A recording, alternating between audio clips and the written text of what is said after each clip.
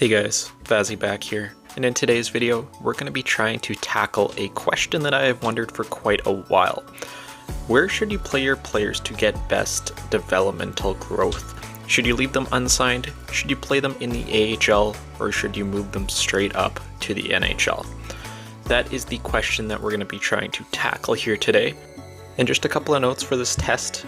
I'm going to be doing 2 seasons for each of these players. I know it's not the biggest sample size. Originally I wanted to do 3, but unfortunately when you have college players you have to sign them after 2 seasons. And just to keep it consistent, we're going to be doing 2 seasons for each of them to see who comes out the highest overall. I have made one generic player, and once we draft them, I'm going to turn the autosave on the file off so I can totally reload and try and keep this exactly the same for all the different tests that we'll be doing. So with that being said, let's go take a look at the prospect we'll be using for these sims. So meet our friend here, Mr. Prospect Development. This will be the player that we use for all of our sims. See here, he is a center, 2-way forward. Again, there's nothing too special about him here. He will be drafted in the first year entry draft. Just gave him the same birth date as Celebrini to make that happen. And he is assigned in the California area, so he will be playing in the US region. Looking at his stats, he is medium top 6. I just thought it was the most common kind of scenario where we find ourselves trying to develop prospects. Looking at the stats, he's really just okay at everything. He's not great at anything. And starting off, he will have no X factors. So that's a look at the player we'll be using here today. I will meet you guys all back at the draft where we can start the test. So in franchise mode here, just randomly chose Montreal. That was the team I got, so we'll be using the Habs for this scenario. So with the 25th overall pick in this year's draft, we will be selecting Prospect Development. See, his first year in college, 42 points in 64 games. It's not too bad overall. Select him out of the draft. He is still that 70 overall, medium top 6 potential. Looking at his stats, nothing here at all will have changed. So I think it's finally time to start the experiment. He will remain unsigned for the first 2 years. So starting off at the 2024 regular season, we're going to take a look at the prospect at the start of the season and at the draft at each one of these sims. Going to rookie skaters, you will see that our player here still is at a 70 overall with medium top 6 potential. It looks like his season has actually started, putting up 6 points in 8 games. It's a pretty good start. When it comes to the stats, again, nothing here has changed at all. No growth over the off season. So we will see where he will get to. I will come back and check in with you guys when we reach the first year NHL entry draft. So now that we have actually got to the NHL draft, you will see, leaving him unsigned, that he has grown, although it is not very much, as he has reached 71 overall, still has the medium top 6 potential. Looking at the stats on the season, put up 78 points in 65 games, very, very good totals, 32 goals, 46 assists. Comes to power play points, 14 there. Shooting percentage was up. So overall, he had a pretty good season going back to college, NCAA, whatever it may be. When it comes to individual stats, again, nothing really too much was growing here. It actually only looks like the offensive and defensive awareness went up by 1. So there's nothing too crazy here to look at. But with that all being said, let's get back to the start of the next NHL season here and see how he grows over the course of the summer. So now at the start of the next season, let us go take a look at how our prospect has developed over the summer. So going to the trade, going to the rookie skaters, we will see that our player here, Prospect Development, is actually growing slightly over the course of the summer, now being a 72 overall with medium top 6 potential.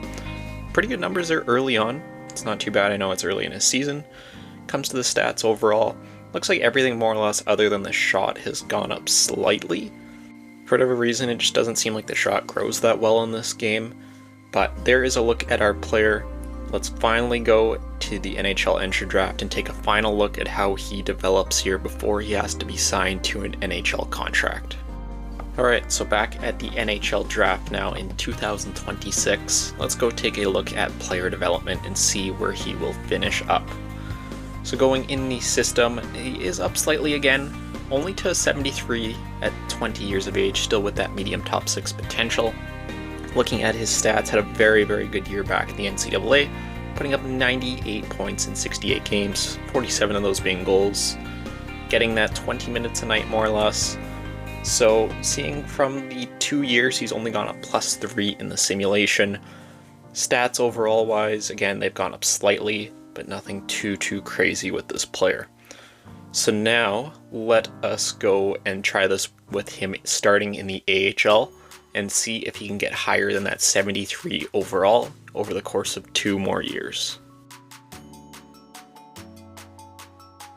Alright, so we are back at our starting point here in September of 2024. Let's go sign player development and let's go get him on the AHL team.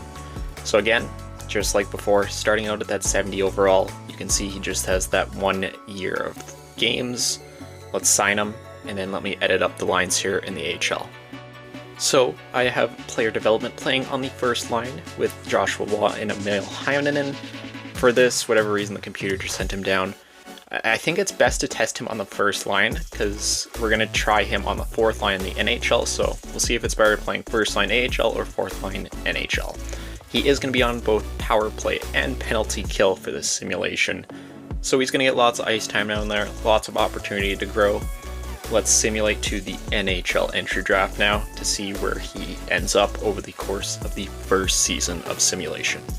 Alright, so we're back at the NHL entry draft. Let's go take a look at some of the stats for the first year. Starting out with the team stats here, let's see how Laval did. So it looks like they didn't have the best of seasons, finishing 32, 32, and 8. Unfortunately, did miss the playoffs. 2.72 goals for, 2.85 goals against. So not the best year overall from Laval. I see only 55 points from Heinen, not great.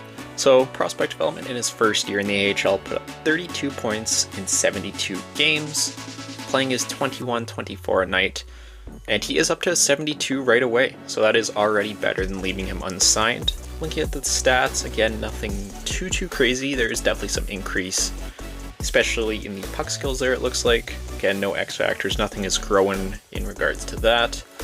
But it is good seeing player development up to a +2 instead of a +1, leaving him unsigned.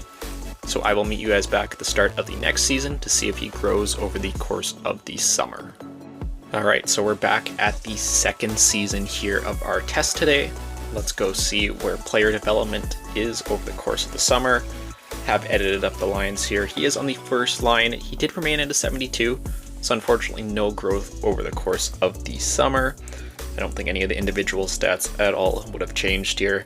He is on a line with Beauvillier and Harvey Pinard, and again, also he is on the top power play line as well as the top penalty kill line. So with all that being said, let us go back to the NHL draft one more time to see how he performs and grows in the AHL. Alright, so back at the draft, one more check-in point here before we start the NHL simulation side of things. First off, let's go check Laval, see if they had a better season this year. So unfortunately, it looks like they missed the playoffs, but better team success, putting up 34 wins, 28 losses, and 10 overtime losses, 2.57 goals for, 2.63 goals against on the team. So now going to the individual stats. Player development actually finished second overall in team scoring, putting up 22 goals, 17 assists for 39 points, playing his 21-ish minutes a night. 75 he actually grew to, so that's not too bad overall. Looking at just individual stats, you actually will see, especially the skating, everything's up like +3. Again, no X factors, anything like that. But that's actually some pretty solid growth over the course of one season. I'm sure if you simulated it over the course of the summer, he might even be 77, 78. It's hard to say, but that is going to end the course of the AHL simulation side of things. Let me reset everything, and I'll meet you guys back at the start of 2024, where we will start him in the NHL. Alright, so I reset everything here, and we are back in September of 2024 with our player development player on the NHL roster. Let's go take a look at the lines here quick. For the Montreal Canadiens here, we do have player development on the fourth line center position. Again, this is just to find out if he's better unsigned, playing in the AHL in the top line positions, or in the NHL bottom pairing positions. When it comes to power play, I don't have him on any special teams in regards to that, but he will be centering the first line of the penalty kill. Again, you guys can see, totally reset. Stats are exactly as how we made them. So with that being said, let me simulate and we will meet back at the first year NHL entry draft to see how prospect development has grown. So meeting back here at the first year NHL entry draft, let's go take a look at some of these stats and see how prospect development has grown. So the Montreal Canadiens, to my surprise, actually made the playoffs in this year, finishing 42, 32, and 8, just barely squeaked into a playoff spot. But doesn't matter how you get there, it just matters if you do. So I do have to go to the contract screen as it automatically sends down players of a lower overall. So let's go to the contracts, go in the system, and we'll just go centers. So player development after one season in the NHL is up to 71 overall, still with the medium top 6 potential. Put up 4 goals, 2 assists for 6 points. Not a great rookie season, let's be honest. Comes to ice time, he was only getting that 9 minutes a night, so again, he's not getting the biggest opportunity here. When it comes to the playoff stats side of things, played 6 games, put up 1 goal, 1 assist for 2 points. It's honestly not horrible. Comes to the stats, again, nothing here is really growing too much. More or less just the defensive and offense awareness really up 1. So let me go and simulate over the course of the summer, see if we'll get any growth over that time. Alright, so we're back at the start of the NHL season here. This will be our final season of simulation in regards to the video. We'll take a look at the lines one more time and see how prospect development has been doing. So he is now up to a 72 overall with medium top 6 potential. Again, only grew the +1 over the course of the summer. Take a look at all the individual stats. It's up slightly. Has the 1 year less on his contract, everything like that. Playing with Joshua Waugh and Emil Heinonen on the 4th line. Again, power play, he is not going to be on the power play, but he will be on the first line penalty kill for the Montreal Canadiens. So again, that's more or less how everything is looking. For the last time, I'll meet you guys back at the draft to see how our player has grown. Alright, so the final season of simulation is complete. We're back at the NHL draft. Go take a look at these standings one more time here for everything. Fortunately, the Montreal Canadiens did fall off during the course of the season, finishing 32, 43, and 7. Only finished 7th out of 8th in the Atlantic. Definitely did not have the best year here, but let's go see if that will impact our player whatsoever, or if he was able to grow on this team that struggled.